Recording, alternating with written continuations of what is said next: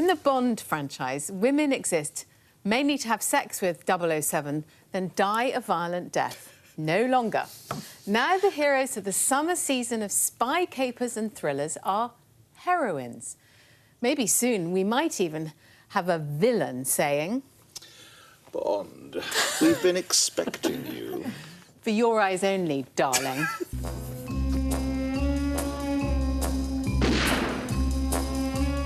It's Bond. Jane Bond. Inevitably followed by a mini furore, which is what must happen whenever a beloved character has their ethnicity or gender changed by a new casting. A non-Latina actress has withdrawn from playing Maria in West Side Story. Hermione Granger in the Harry Potter play cannot be black. What nonsense this is. We've always had fluid and creative casting since actors first trod the boards in ancient Greece. Make-believe is at the heart of theatre, not political correctness. Of course a black woman can play a white man in Shakespeare, as I saw in Julius Caesar at the Bridge, and vice versa. Idris Elba would make a fantastic Bond. Colour-blind and gender-blind casting must cut every which way. That's showbiz now, folks.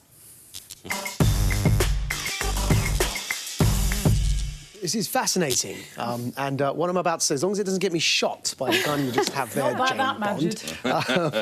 No, Hamlet at the Globe have adopted a gender-fluid cast. Noma Demesweni, who played Hermione Granger in the Harry Potter stage production, of course, as you mentioned, was black, and many fans assumed that Hermione was white, leading to a J.K. Rowling intervention on social media, telling her fans that all she stipulated was that Hermione had curly hair. Of course, Noma went on to win the Olivier Award for that precise production, and so, of course, it can be done. It's fantastic. Not in Bond. When Idris Elba was suggested as Bond, of course, Anthony Horowitz said he was Why couldn't too Idris Elba street. play No, Bond? no problem. No, a woman is what. woman. So I'm going to say before, actually, No problem. so, okay. before I just want to say before I open up to why people don't think it can be Bond or not, I just want to. There is a caution that I would advise all of us to keep in mind, and that is that there is underrepresentation going on actually on the stage at the moment, and as long as this is done in a way that doesn't further that, colour blindness and gender blindness should be the ideal. But if it, and it is the case at the moment, that only 37% of main characters in Hollywood productions are women, and out of those 68% are white, then we just have to be a bit concerned that this is done in a way that still results in equitable and fair representation. So if a role was specifically written, for example, for a person of a certain specific gender or ethnicity, then it would probably make a bit more sense in the current status where we have underrepresentation to try and cast for that role first to see if we can find the actor. Rachel, it's a fantasy. It's a What's film. a fantasy? It's more than 50 years old. Every man wants to be with Bond. Every woman wants to be with Bond. That is the whole idea. Every man wants to be Bond. Every man. I'll maybe do that again. Every man wants to be like James Bond. Every woman wants to be like that with James Bond. This is a man who has the physical strength to fight off half a dozen KGB agents, then jump in an aircraft, then have a little bit of ladies and gentlemen under a snow rug with some beautiful woman who then gets poisoned by a crazed Korean assassin. It just goes like that. Much as you support, it's like a statue.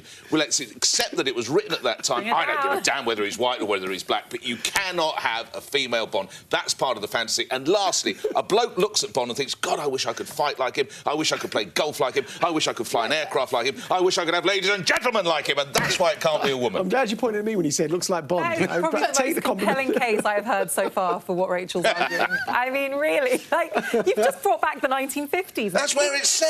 No, That is where it's set. That's not everyone's fantasy. That is the whole... To go back to a time when mixed your fantasy. greatest aspirations as a woman is that you might get under those furry sheets that's or right, whatever it is. an old leopard or something. Let me tell you about Leo Ringer. Leo Ringer is an actor who was cast in the Royal Shakespeare Society production of The Fantastic Follies of Mr. Rich. He's a great actor. I've seen him in action myself.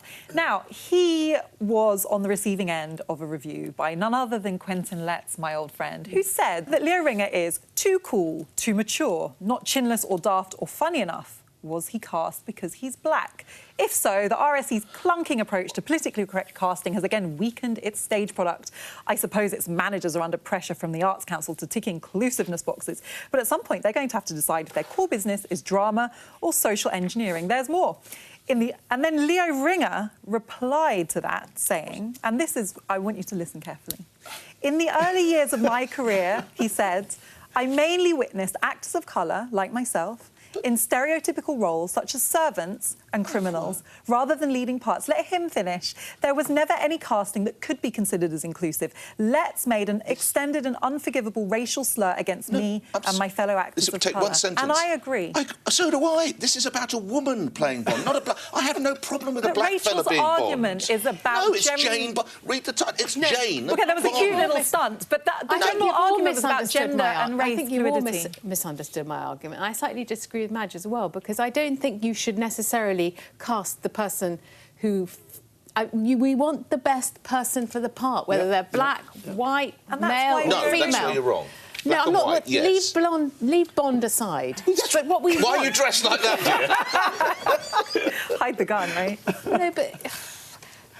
I agree. And the point is, Leo Ringer was cast in that role because he was the best actor. He was the best actor. It's not race. Just cast the best person, which is why if you want to have a white person playing Maria, if she is the best person and she's not Puerto Rican, she should be allowed to play the role. The problem with that is that actors I remember in Goldfinger have historically been overlooked. I thought that woman was very gracious, Sienna Burgess, I think she's called. I thought she was very gracious. She stood aside. And she said, as an artist, I should have realised that role should have been Natalie filled Wood isn't by... Puerto Rican, and she played the role in the movie. But my point is that, you know... Actually, this is... So you agree with that, then? That's really good. That's interesting. With things that are... If a Latino, if it's a story about a Latino... Female get a Latino, because there are plenty of Latino actors and actresses around. But, you know, my general point on this is a theatre manager's job to give us good drama or to be socially engineering, and that's what this is all about. Engineering. You talked about a clunking approach. This is a clunking approach to diversity. Hang on, he's got a problem with gender, you've got a problem with race. Why would you have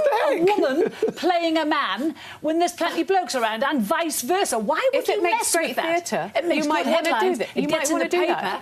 But my issue is the assumption that if you cast a black person as Leo Ringer was cast, the assumption by Quentin Letts that he was only cast to be politically correct.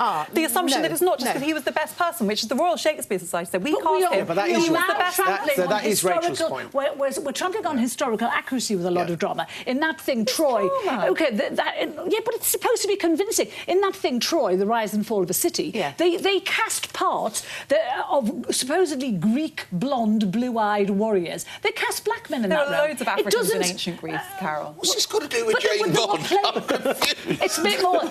You missed the plot here. My point is a very simple one. Gender fluid we're talking about, gender fluid. If a black man can play a white woman on stage, which is what we're seeing... I saw Julius Caesar, where Casca was played by a black woman. He was a white man. My argument is a white man should be able to play a black woman. It's got to cut both ways. We can't sit around and say we have to cast according to race.